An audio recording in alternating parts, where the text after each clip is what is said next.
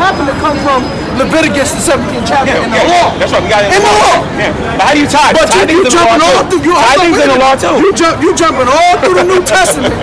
Talking about you don't got to keep the law. You don't got to keep the law. But why are you mentioning the law can't say no part of the law? I can read it to you if you want. So go down the block and get a cup of blood. No. And drink up. What does it say in Galatians chapter 3? Go and get a cup of blood. It says that no one is justified by the deeds of the law. So go and grab a So what does that mean? What does that mean? Go and grab not the blood and go slug up there. Which is a legal term by the law. What does that mean? No, you can't drink blood, man. I can show you in the New Testament why you can't do it. How about a mouth sandwich? A mouth sandwich? Yes. Oh, you can eat mouths if you want. You want? Yeah, you're not supposed to judge nobody based on food or drink. How about a mouth sandwich? A mouth sandwich? Yes. Oh, you can eat mouths if you want. You want? Yeah, you're not supposed to judge nobody based on food or drink. How about a mouth sandwich? A mouth sandwich? Yes. Oh, you can eat mouths if you want. A mouth sandwich? Yes. Oh, you can eat mouths if you want. You want? Yes. Oh, you can eat mouths if you want. Now, under the new covenant, it is mentioned in Acts chapter 15 when they went to the Jerusalem council and when they told the Gentiles what they could and what they could not do. And you don't see 613 laws. You can't even mention blood. They mentioned blood in it. From Leviticus. Exactly. That's one law. They mentioned one from Leviticus. But you don't tithe.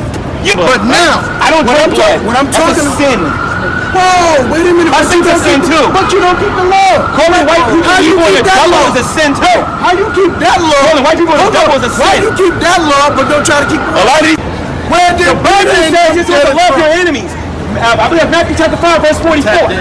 You don't love white people, do you? You don't answer my question. White people, your enemies. Why do you keep the law? I need a volunteer. I need somebody who's white.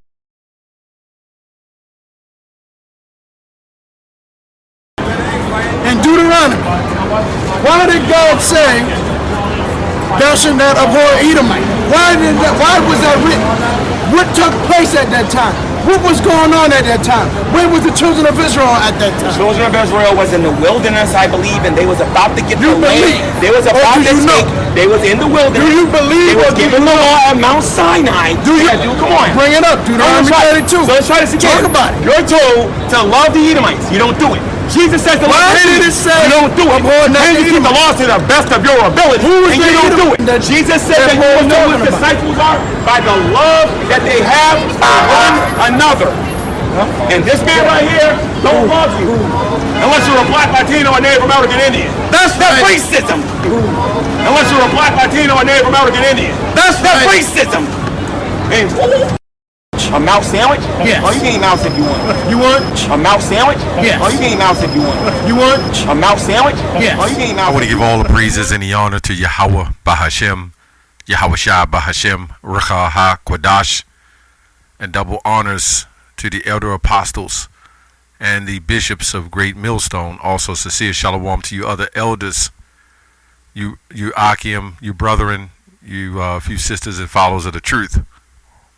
I want to go in this video that somehow popped up with ALC Israelites and Gman. This was a little while ago, but I just thought it was interesting because Gman, the brother asked Gman, since you don't, the laws are done away with, now you can eat what you want, get a mouse sandwich.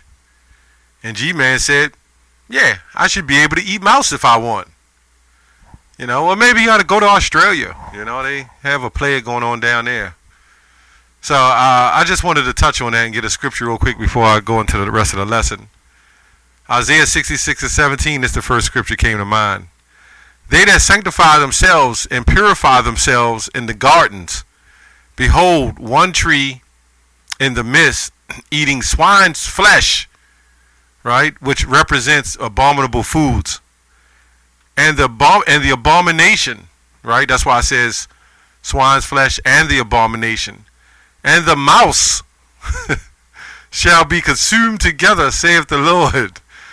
So G-Man, I believe he's kicked out of the Shield Squad. I don't know. They just threw him aside. G-Man has all kinds of issues. But he's experienced racism inside the Shield Squad or various other Christians. I believe K-Dub has experienced that as well. So it's a lot going on in the so-called Christian community. Okay, but anyway, I want to touch on this scripture he pulls out that Christians like to pull out, Galatians 2:15, where he says, you're not justified by the law can't save you, which, no, it will not save you in an entirety, but we'll get into it. Galatians 2:15, 16, knowing that a man is not justified by the works of the law, but by faith in Jesus Christ, Yahushua. Even we believed in Yahushua, that we might be justified by the faith of Yahushua.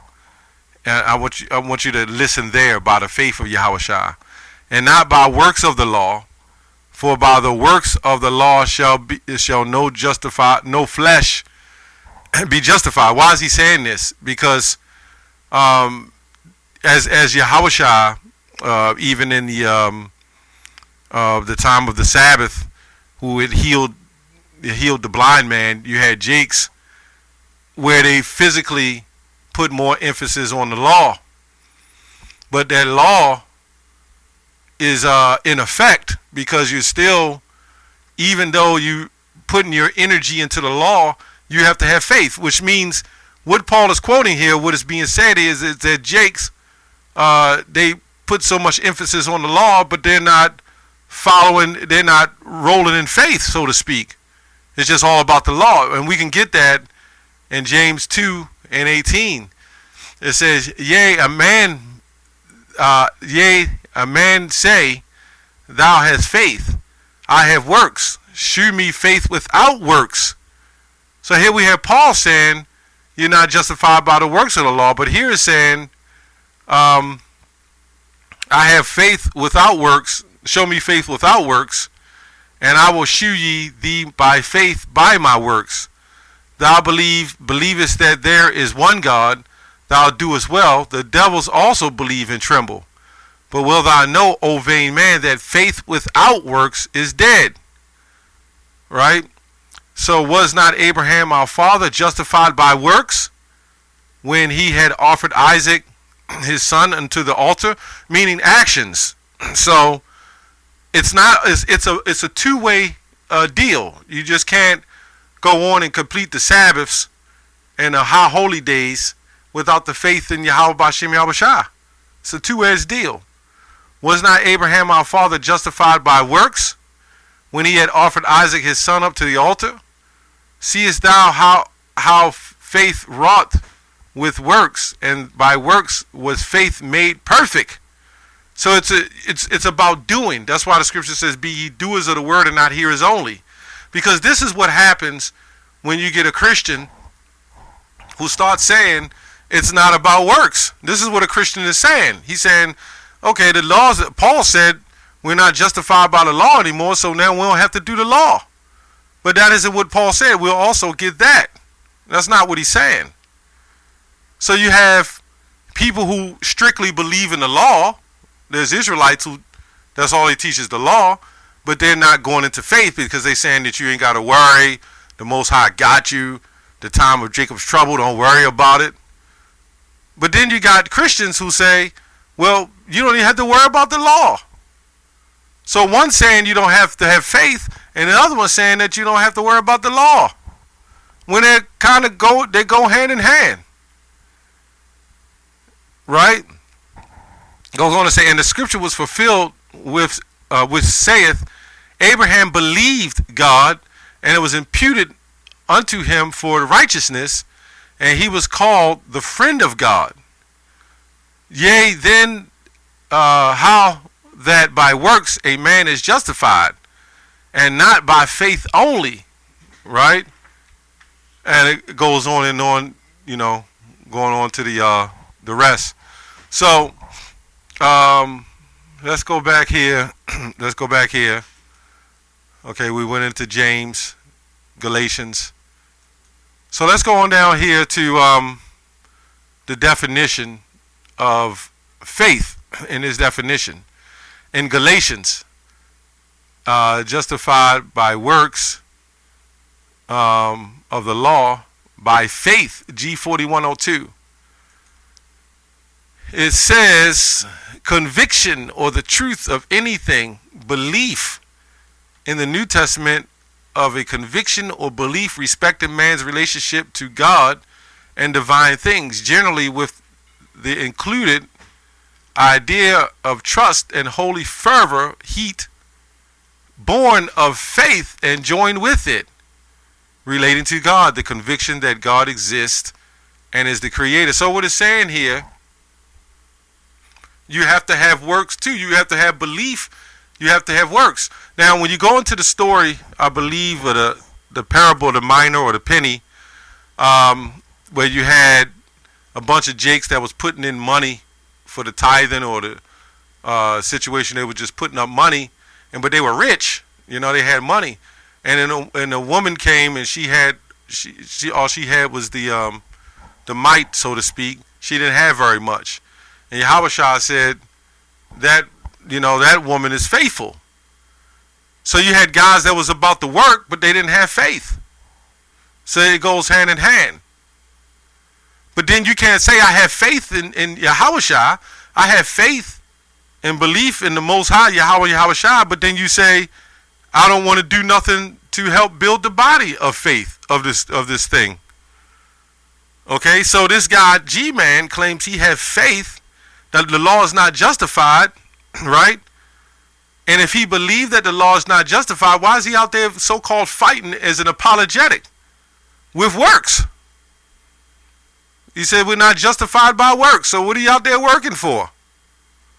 Anyway, the conviction that God exists and is the creator and ruler of all things.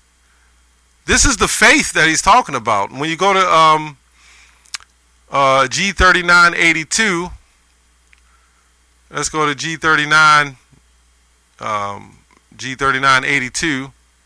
It says to persuade, to induce one's word to belief, to make friends of, to win one's favor.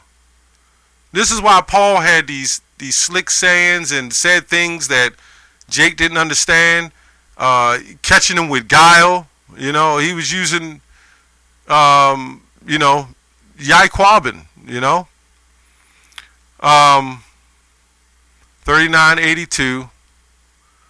Another reference is Hebrews, the 11th, I believe the 11th chapter.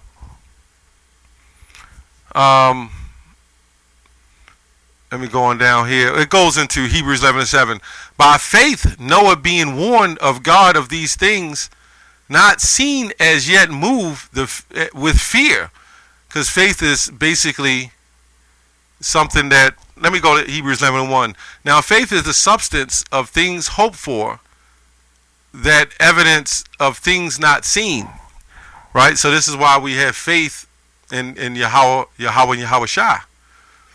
Right? It says, but without faith it is impossible to please him, for he that cometh to God must believe that he is.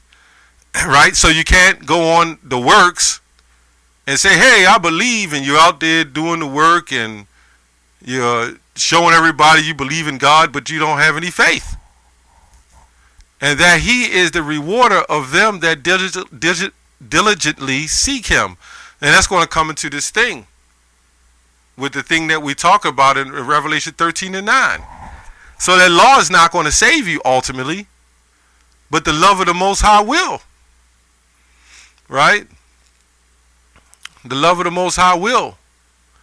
So when we go to, let's see, he also quoted Deuteronomy 32:7, not a horrible Edomite. I don't know why AOC didn't just go into the text on that Edomi, and it's Aromi. When you go to the H, when you go right to it, it pulls it right up. It's not hard to find. When you click on H130, right?